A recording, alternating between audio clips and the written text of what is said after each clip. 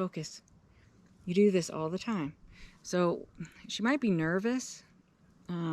Kestrels don't really like to be in the woods because scary Cooper's hawks and goshawks and great horned owls live in the woods. So they prefer wide open prairie generally. Certainly open habitat that they can see. You won't find them in deep woods. You may find them in a treed area, but not heavily treed, and they certainly wouldn't choose that, but they prefer wide open prairie. Good girl, there we go. Good girl, see, you're okay. So a little bit of background about her, why she's so nervous and just kind of nervous and a little bit antsy, is she is the newest member. She's going to be 4 years old in the summer. She was wild trapped somewhere in the Tucson, Arizona area. She was trapped by her first falconer as a juvenile, and her first falconer was going to use her for falconry. And unfortunately, due to some severe health issues, she ended up having to transfer her to her second falconer. And her second falconer had her for 2.5 years and didn't really make much progress with her. So she's essentially lived indoors her entire life and has not flown since the day that she was trapped. So although she's wild trapped, technically I could let her go. I don't feel like that's ethical since she hasn't had to provide for herself in basically her whole life. And she's certainly not fit since she hasn't been flying. So I just don't feel like it's ethical to just let her go and expect her to get out there and make a living when she hasn't had to do it her entire life. And because she has lived inside and kind of somewhat isolated her entire life, she hasn't seen a whole lot, she hasn't been exposed a whole lot, and she was not socialized. So she gets pretty spooky, and she's got some baggage. I think as an individual, she's an overly sensitive individual. And so she doesn't handle things that are, I wouldn't say she's anywhere close to being bomb-proof. Finley's bomb-proof. This bird is the extreme opposite. And it's really interesting to see the personalities in these two different birds. Are actually, they're the same species, but they're so different. They even look different. So she's a southern Arizona, southwest desert born kestrel, and her chest is real stripy. She's very kind of muted tanny brown. She's small, she's really small. And but if you look at Finley, who is captive bred, I have no idea where his breeding stock comes from, but if you look at him, he's big. He's a big male. He flies 120. When he was a baby, he was actually 159 grams when I got him at 4 weeks. So, and that's a big male. When the breeder told me how big he was or what his weight was, I honestly thought her scale was broken.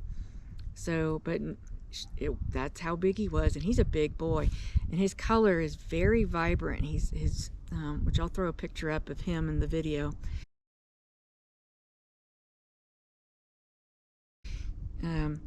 But his gray blue steel color is very vibrant. He's a very vibrant bird, and whenever I see photos, like say on Instagram or elsewhere, and they kind of look like Finley, they always come from the Northeast, like extreme Northeast, even into Canada, like Quebec. So I think that might be, and it makes sense because the farther north you are, you're going to need to be a little bit bigger, and you certainly don't need to be desert color. So he's, I think that's where maybe his breeding stock comes from. And he's a hard imprint, which means he has no idea that he's a bird. He thinks he's a little person. Most days he thinks he's a big person. And his personality is very different, plus he was raised very differently. When I got him at 4 weeks old, I took him to the park every day. I started his training very early, once I could tether him. Of course, when he was 4 weeks old, I couldn't, he had anklets on, but I couldn't tether him because his bones weren't hard. But I don't remember how old he was. I think he might have been 8 weeks old by the time I started, you know, having equipment on him. And I took him to the park. I took him everywhere, every day. And even when we did, now I would put him on the glove and do short, like little presentations with him. So I wanted to make sure that he was very well-rounded, very socialized, and very calm. And he is. He'll go to anybody. He's very confident, actually too confident. So it's interesting to see the two differences. You know, she knows very much that she's a bird. She had a very different upbringing and beginning, and you really can see the difference. You can see how nervous she is. She's very nervous. Now, I got her in October, and I wanted to fly her and hunt her on grasshoppers like I do with Finley, but she was so nervous and so mistrusting and unpredictable that I was afraid that if I cut her loose, that if she got spooked, even though she would come to me like under, you know, controlled situations, but if she got spooked, which almost everything scares this bird, she would take off, and then I would lose her, or she would be out long enough that she could get herself into trouble. And so I just kind of, you know, towards the end of the season, so I worked hard with her, and it took the whole season. I finally put her up, I think it was February, but, you know, so I worked with her from October to February, and we made a lot of progress. I mean, she made some progress. She now knows what her lure is. She does come to the glove. Her confidence is huge. When I first got her, she wouldn't even eat off the glove outside with the falconer that she actually knew for the last 2.5 years.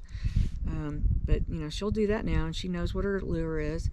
But, like, you know, if an airplane flies over, she gets really spooked out and totally ignores me and just doesn't see me as safety where Finley does. So, you know, I could drag her weight way down, but I don't know if I want to do that, because then we've got safety issues there. And also, you know, if I drag her weight way down to where, you know, she's already on a razor's edge, and let's say she does bug off and it's a cold night, she won't last through the night. And I don't know if she has the wherewithal to, you know, figure stuff out in a short amount of time in the dead of winter. There's no insects out. Mice are hard to come by. She can certainly catch birds, but I don't know if she's got those capabilities.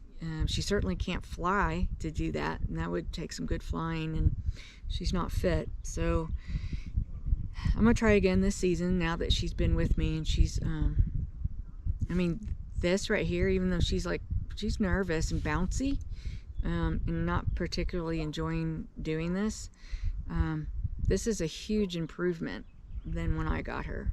When I got her, she was petrified and would be trembling and just, yeah. So this is a huge improvement, and she's also at a very high weight because we're in molting season right now. So if I try again this season, and after she's had some time to settle and kind of get a good routine and some good socialization, and because I take her out and I take her to the park, and, you know, I get people to hold her so she's not isolated, I'll try again. If I determine this next season that it's just not safe for her, I'll use her for indoor flying education programs now that COVID seems to be kind of lifting. And she's a different bird inside. So when a bird's inside, and even if that's not where they've been their whole life, indoors is kind of a comfort because it's covered. You know, it's not out in the open. They feel kind of safe because, you know, there's 4 walls and a ceiling, and they know that, and they know what's in that box of a room. And so birds indoors can sometimes behave a little bit differently and feel a little bit more confident and secure. And she is definitely one of them. She's completely different indoors. So, and she's small enough that she wouldn't be a bad indoor education demo display flying bird. But so back to what, you know, so that's Aylen. That's her progress so far.